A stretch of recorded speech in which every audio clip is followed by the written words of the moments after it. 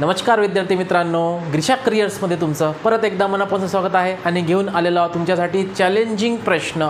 हो मित्रांनो, मागील व्हिडिओमध्ये आपण या चॅलेंजिंग प्रश्नाचे काही प्रकार बघितले होते आणि या व्हिडिओमध्ये सुद्धा आपण त्याच्यानंतरचे प्रकार बघणार आहोत। जसा की तुम्हाला हा प्रश्न दिलेला आहे, प्रश्न बघा, नीट समजून घ्या मित्रांनो, अतिशय सोपा प्रश्न आहे। काय म्हणतो प्रश्न? पाण्याने पूर्ण भरलेल्या बादलीचे वजन 15 kg आहे। ठीक आहे, एक बादली आहे, मी ते बादली काढतो म्हणजे तुम्हाला व्यवस्थित ते उदाहरण समजण्यात येईल। ठीक आहे, एक बादली आहे, या बादलीमध्ये पूर्ण पाणी भरलेलं आहे, या बादलीमध्ये पूर्ण पाणी भरलेलं आहे आणि या बादलीचं वजन आहे 15 kg। ठीक आहे, म्हणजेच ही जी बादली आहे, रिकामी बादली प्लस पाणी यांचं वजन किती आहे? 15 kg आहे। ठीक आहे, पाण्याने अर्ध्या भरलेल्या त्याच बादलीचे वजन आहे 9 kg। म्हणजे समजा आता ही जी बादली आहे, या बादलीतलं जर आपण अर्धं पाणी काढून टाकलं, या बादलीतलं अर्धं पाणी काढलं म्हणजे आता बादलीमध्ये अर्धंच पाणी आहे। ठीक आहे, तेव्हा बादलीचं वजन भरते 9 kg। ठीक आहे, आता लक्ष द्या, व्यवस्थित लक्ष द्या, समजून घ्या प्रश्न। जेव्हा बादलीमध्ये पूर्ण पाणी होतं तेव्हा बादली पकडून बादलीचं वजन आणि पाण्याचं वजन किती होतं? 15 kg होतं। पण बादलीतलं अर्धं पाणी काढून टाकलं म्हणजेच आता बादलीचं आणि या पाण्याचं वजन आहे 9 kg। म्हणजे मित्रांनो, मला एक सांगा, जर पाणी अर्धं काढलं तर वजन किती होत आहे? कमी। तर वजन कमी होत आहे 6 kg। ठीक आहे, पहिले 15 kg होतं, 15 kgतून अर्धं पाणी काढलं म्हणजे 9 kg झालं याचं वजन। म्हणजे हे जे कमी झालेलं पाणी आहे, आपण अर्धं पाणी कमी केलं आहे, म्हणजेच आता इथे त्या पाण्याचं वजन नुसतं किती आहे? 6 kg कमी झालं आहे। ठीक आहे, हे जे 6 kg आहे, हे जे 6 किलो कमी झालं आहे वजन, हे वजन फक्त पाण्याचं कमी झालं आहे। कारण की बादली प्लस अर्धं पाणी याचं वजन किती आहे? 9 kg आहे। म्हणजेच आपण काढून टाकलेलं जे पाणी आहे, काढून टाकलेलं पाणी त्याचं वजन भरत आहे 6 kg। मला एक सांगा, 6 kg जर अर्ध्या भरलेल्या पाण्याचं वजन असेल तर पूर्ण भरलेल्या पाण्याचं वजन किती राहील मित्रांनो? 12 kg। ठीक आहे, जर अर्धं पाणी आपण काढून टाकलं आणि त्या अर्धं पाणी जर काढून टाकलं तर त्याचं वजन जर 6 kg भरत असेल, तर पूर्ण जर पाणी असेल तर 12 kg नुसतं पाण्याचं वजन। ठीक आहे, हे कशाचं वजन आहे? पाण्याचं वजन। पाणी किती आहे? 12 kg। ठीक आहे, हे जे वजन आहे 15 kg, हे पाणी अधिक बादली याचं वजन आहे।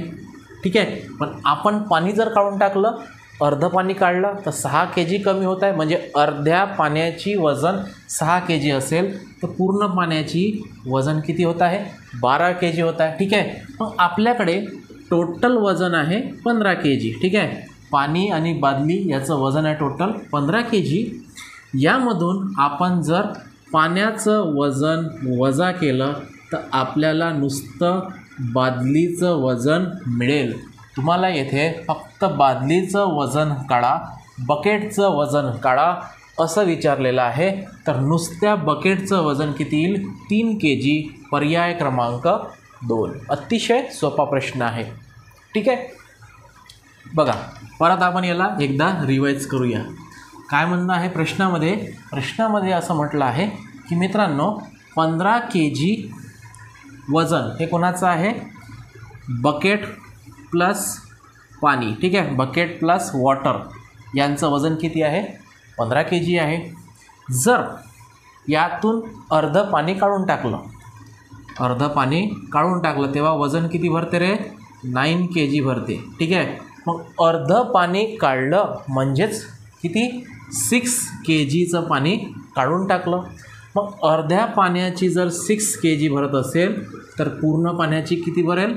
12 kg म्हणजे हे झालं नुसतं पाण्याचं वजन. हे कोणाचं वजन झालं? पाण्याचं वजन झालं. मग पाण्याचं वजन एकूण वजनामधून वजा केल्यास आपल्याला किती मिळते? 3 kg. हे झालं बकेटचं वजन. हे कोणाचं वजन आहे मित्रांनो? बादलीचे वजन. ठीक आहे, बादलीचे वजन 3 kg येत आहे. पर्याय क्रमांक 2. अतिशय सोपा प्रश्न आहे. ठीक आहे, तर हा होता प्रश्न क्रमांक 1. आता यावरीलच अशाच प्रकारचा आपण आणखी एक प्रश्न बघूया. तर बघा, प्रश्न क्रमांक 2. पाण्याने पूर्ण भरलेल्या बादलीचे वजन 18 kg आहे. ठीक आहे, पाण्याने पूर्ण भरलेल्या बादलीचे वजन म्हणजे पाणी, वॉटर प्लस बकेट यांचं वजन आहे 18 kg. पाण्याने अर्ध भरलेल्या बादलीचे वजन आहे 10 kg. ठीक आहे, म्हणजे हाफ जर केली, बकेटचं पाणी जर अर्ध काढून टाकलं तर किती येत आहे? 10 kg भरत आहे. म्हणजेच 18मधून 10 गेल्यास 8 kg. मला एक सांगा, पाणी अर्ध काढून टाकलं म्हणजे हे झालं अर्ध्या पाण्याचं वजन. मग अर्ध्या पाण्याचं एवढं वजन असेल तर पूर्ण पाण्याचं म्हणजे बकेटभर जर पाणी टाकलं तर त्याचा वजन किती होते मित्रांनो? 16 kg. ठीक आहे, 18 kg अर्ध्या पाण्याचं वजन, तर 16 kg पूर्ण पाण्याचं वजन. पण आपल्याला वॉटर आणि बकेट यांचं वजन दिलं आहे 18. मग 18 जर वजन असेल बकेट आणि पाण्याचं, आणि फक्त पाण्याचं जर वजन असेल 16 kg, म्हणजेच 2 kg होईल बकेटचं वजन. कोणाचं वजन? बादलीचे वजन. ठीक आहे, तुम्हाला रिकाम्या बादलीचे वजन काढायला सांगितलं तर रिकाम्या बादलीचं वजन किती रे मित्रा? 2 kg. पर्याय क्रमांक 1. अशा प्रकारचा हा अत्यंत सोपा प्रश्न आहे. ठीक आहे, तर हा झाला आपला प्रकार क्रमांक 1. आता आपण याच्या व्यतिरिक्त आणखी एक प्रकार बघणार आहोत. प्रकार असा आहे मित्रांनो, तर प्रश्न असा आहे, एका मिनिटात एक रिकाम्या टाकीचा 2/7 भाग पाण्याने भरतो. 2/7 भाग. ठीक आहे, एका मिनिटाला 2/7 भाग पाण्याने भरला जातो. तर ती टाकी पूर्ण भरण्यास किती मिनिटे लागेल? ठीक आहे, एका मिनिटामध्ये 2/7 भाग जर भरत असेल, ठीक आहे, तर x मिनिटामध्ये, ठीक आहे, x मिनिटामध्ये पूर्ण टाकी म्हणजेच एक भाग. ठीक आहे, पूर्ण टाकी जेव्हा हा शब्द येतो तेव्हा तुम्हाला एक भाग लिहावा लागेल. मग एका मिनिटामध्ये 2/7 भाग भरला जातो. तर x मिनिटामध्ये पूर्ण टाकी भरल्या जाईल. याचा करा तुम्ही तिरपा गुणाकार. x गुणेला 2/7 बरोबर 1 गुणेला 1 म्हणजेच 1. x बरोबर 2/7चं उलटं करून टाका म्हणजेच 7/2. ठीक आहे, 2/7ला आपण इकडे लिहिल्यास 7/2 लिहावं लागेल. म्हणजेच x म्हणजेच मिनिटे. 7/2 मिनिटात टाकी पूर्ण भरल्या जाईल. पर्याय क्रमांक 2. अशा प्रकारचा हा अत्यंत सोपा प्रश्न आहे. ठीक आहे, तर हा होता आपला प्रश्न क्रमांक 3. आता या प्रकारेच आपण आणखी एक याचं उदाहरण बघणार आहोत. उदाहरण असं आहे मित्रांनो, एका मिनिटात एक रिकाम्या टाकीचा 2/5 भाग पाण्याने भरला जातो. ठीक आहे, एका मिनिटामध्ये 2/5 भाग भरला जातो. तर किती मिनिटामध्ये टाकी पूर्ण भरल्या जाईल? म्हणजेच x मिनिटामध्ये पूर्ण टाकी भरल्या जाईल. याचा आता तुम्ही करा तिरपा गुणाकार. x गुणिले 2/5 बरोबर 1 गुणिला 1 म्हणजेच 1.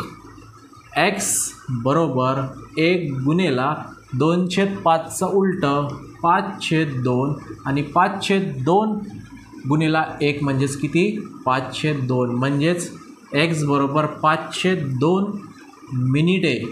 पूर्ण टाकी भरण्यास 5/2 मिनिटे लागतील. पर्याय क्रमांक 1. ठीक आहे, तर अशा प्रकारे आपण 1 ते 4 प्रश्न बघितले. आता आपण आणखी एक दुसरा प्रकार बघणार आहोत.